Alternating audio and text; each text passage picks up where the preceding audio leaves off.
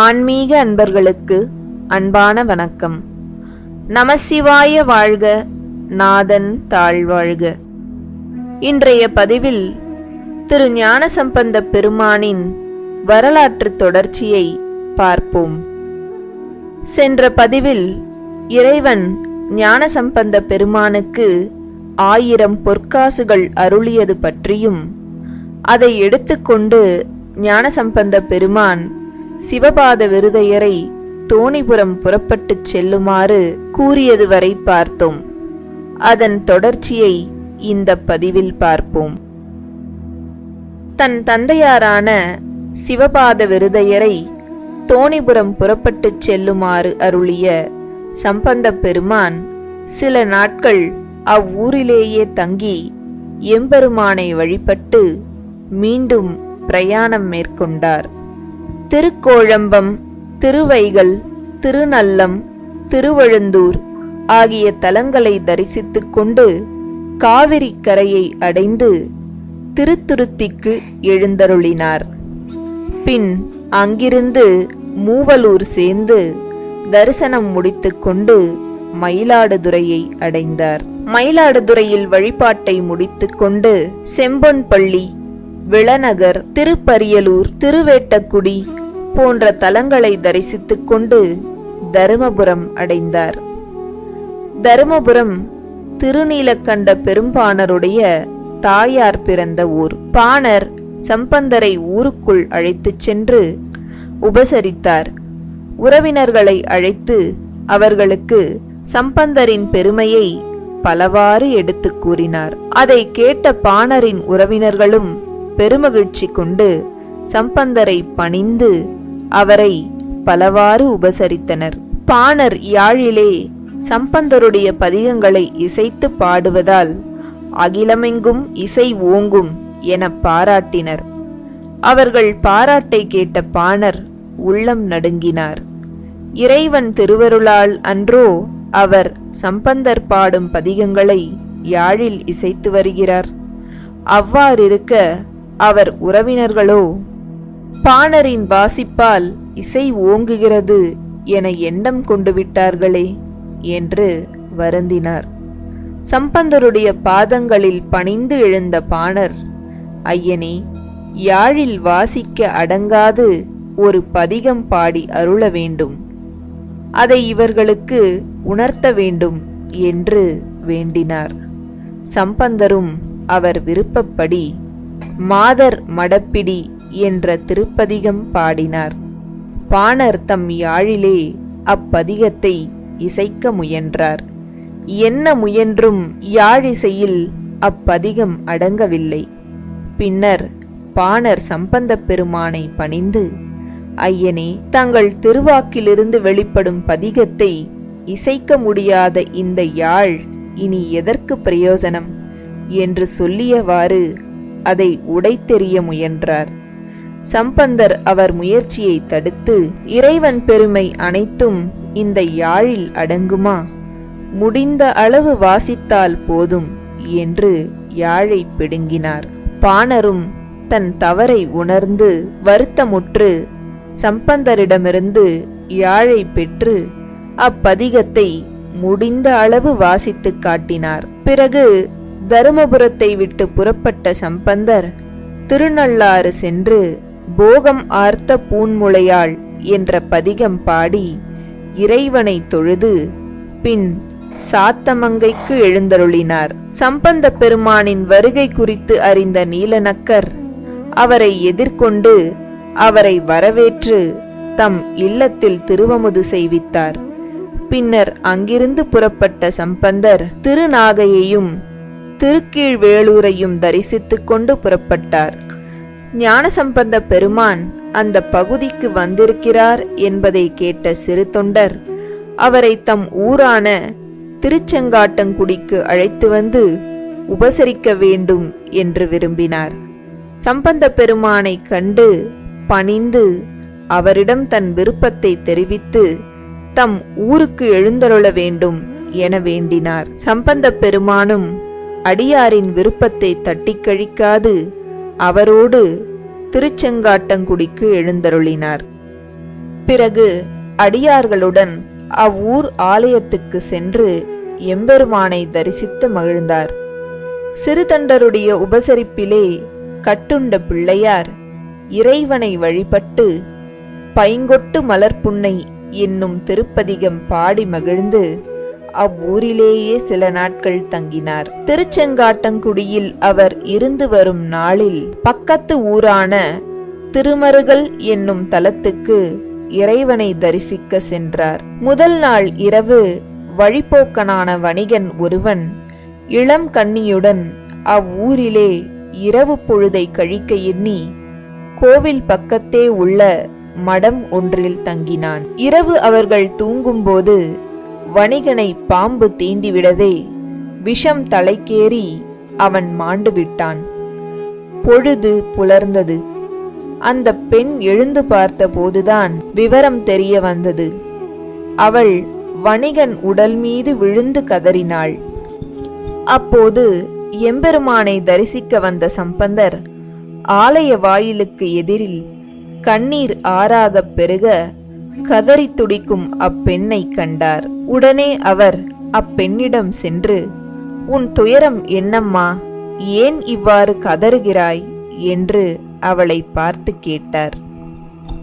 சம்பந்தரை கண்ட அந்த பெண் வணங்கி எழுந்தாள். சுவாமி, எனக்கு ஊர் வைப்பூர். என் தந்தை அவ்வூர் தலைவர். நாங்கள் 7 பேர் அவருக்கு.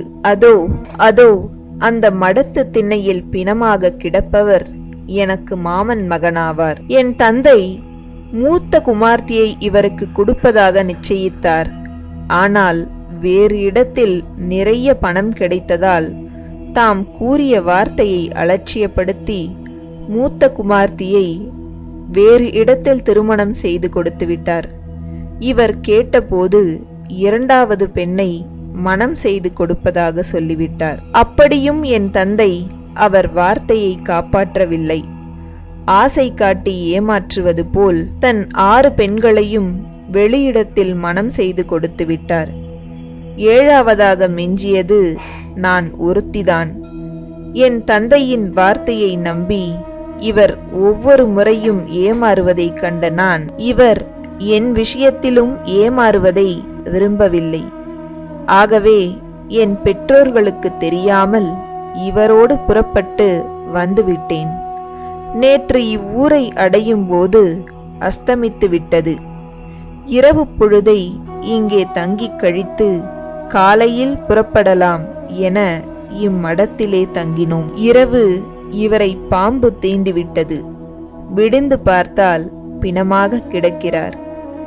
எத்தனையோ நம்பிக்கையோடு புறப்பட்டு வந்த நான் நடுக்கடலிலே கவிழ்ந்த கப்பல் போல தத்தளித்து நிற்கிறேன்.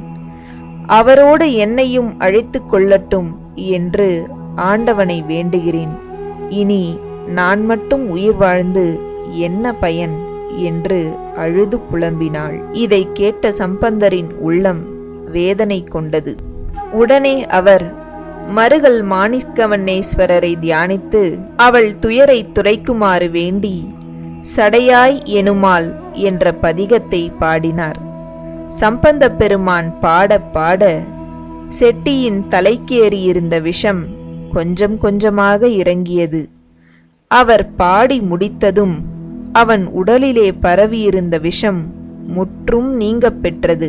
அவன் மெதுவாக எழுந்து உட்கார்ந்தான்.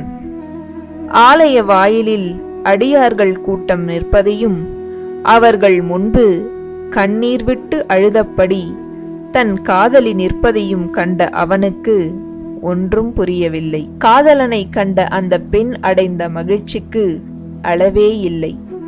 ஓடி வந்து அவனை தழுவி ஆனந்த பரவசம் ஆனாள்.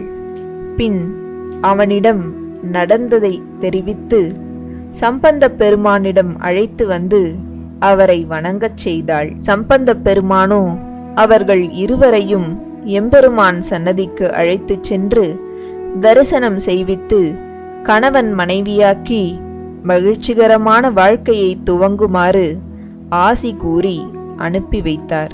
சம்பந்தர் மீண்டும் திருச்செங்காட்டங்குடி சேர்ந்தார். அரவம் பூண்ட அரணாரை கண்ணார தரிசனம் செய்தார். மறுகளில் காட்சி தந்த இறைவன் அந்த கோலத்திலேயே இங்கும் அவருக்கு காட்சி கொடுத்தார். சில நாட்கள் அவ்வூரிலேயே தங்கிய பின் சம்பந்தர் அடியார்களுடன் சேர்ந்து திருப்புகலூருக்கு சென்றார். திருப்புகலூரிலோ முருகனார் சம்பந்தரை குதூகலத்தோடு அழைத்துச் சென்று தம் மடத்திலே தங்கச் செய்தார். அங்கு எழுந்தருளியிருக்கும் வர்த்தமானேஸ்வரரை தினமும் வழிபட்டு வந்தார் சம்பந்தர். அப்போது திருவாரூரிலிருந்து நாவுக்கரச பெருமான் வருகிறார் என்று கேள்விப்பட்டார். எம்பெருமானுடைய திருவருளுக்கு பாத்திரமான அவரை தாம் எதிர்கொண்டு வரவேற்க எண்ணம் கொண்டார். தன் தொண்டர் கூட்டத்தாருடன் ஊரின் எல்லைக்கு சென்று காத்திருந்து திருவாரூரிலிருந்து வந்த நாவுக்கரசரை வரவேற்று மடத்துக்கு அழைத்து சென்றார். இருவரும் மகிழ்ச்சியோடு உரையாடிக் கொண்டிருந்தனர். அப்போது, அப்பரே, திருவாரூரில் என்ன விசேஷம், அதை எனக்கு சொல்ல வேண்டும் என்று கேட்டார் சம்பந்தர். ஆரூரில் திருவாதிரை நாள் திருவிழாவை தாம் கண்டு ஆனந்தித்த விதத்தை முத்து விதானம் என்ற பதிகமாக பாடினார் நாவுக்கரசர். அதை கேட்டதும் சம்பந்தருக்கு தாமும் திருவாரூர் சென்று இறைவனை தரிசிக்க வேண்டும் என்ற ஆவல் எழுந்தது. நாவுக்கரசரிடம் தன் விருப்பத்தை தெரிவித்து அவரிடம் விடை பெற்றுக் கொண்டு திருவாரூர் புறப்பட்டார். தூரத்தே திருவாரூரின் கோவில் கோபுரத்தை கண்டதும் சம்பந்தரின் உள்ளம் பக்தியால் நிறைந்தது. சிவிகையை விட்டு இறங்கி இரு கரங்களையும் குவித்து மண்ணில் விழுந்து சேவித்தார். பின்னர் புறப்பட்டு சென்று ஆரூரை அடைந்தார். ஆரூரில் அடியார்கள் ஞானப்பாலுண்ட பிள்ளைக்கு மாபெரும் வரவேற்பு அளித்தனர். நாற்புறமும் சிவநாமம் சிந்தையை குளிர்விக்க சம்பந்தர் நகருள் நுழைந்து வீதி வழியே சென்று ஆலயத்தை அடைந்தார். கோபுர வாயிலை நெருங்கியதும் அவர் சிவிகையை விட்டு இறங்கி தரையில் நெடுஞ்சான்கிடையாக விழுந்து எம்பெருமானை வணங்கி எழுந்தார். புற்றிடம் கொண்டாரை தரிசிக்கும் போது சம்பந்தருடைய மேனி புலங்காகிதம் அடைந்தது. ஆசை தீர பதிகம் பாடி இறைவனை தொழுது புறப்பட்ட அவர் ஆலயத்தை விட்டு கிளம்பி திருமடம் ஒன்றில் தங்கினார். அம்மடத்தில் தங்கி இறைவனை தினமும் தரிசித்து வந்தார். பிறகு சில நாட்கள் ஆரூரிலேயே தங்கியிருந்து இறைவனை வழிபட்ட சம்பந்தர் பிறகு கிளம்பி திருப்புகலூரை அடைந்தார். புகலூரில் அச்சமயம் சம்பந்தருக்காக காத்திருந்த நாவுக்கரச பெருமான் முருகனார் மற்றும் இதர தொண்டர்களோடு சம்பந்தரை எதிர்கொண்டு அவரை வரவேற்று மகிழ்ந்தார். முருகனாரின் திருமடத்தில் அவர்கள் தங்கியிருக்கும் நாளில் திருநீல நக்கரும் சிறு தொண்டரும் புகலூருக்கு வந்து அவர்களை தரிசித்து மகிழ்ந்து இருந்தனர். இந்த பதிவு இதோடு முடிகிறது. மீதமுள்ள வரலாற்றை அடுத்தடுத்த பதிவுகளில் பார்ப்போம். இந்த வீடியோ உங்களுக்கு பிடிச்சிருந்தா லைக் பண்ணுங்க, ஷேர் பண்ணுங்க, கமெண்ட் பண்ணுங்க. மறக்காம நம்ம சேனலுக்கு சப்ஸ்கிரைப் பண்ணுங்க. நன்றி.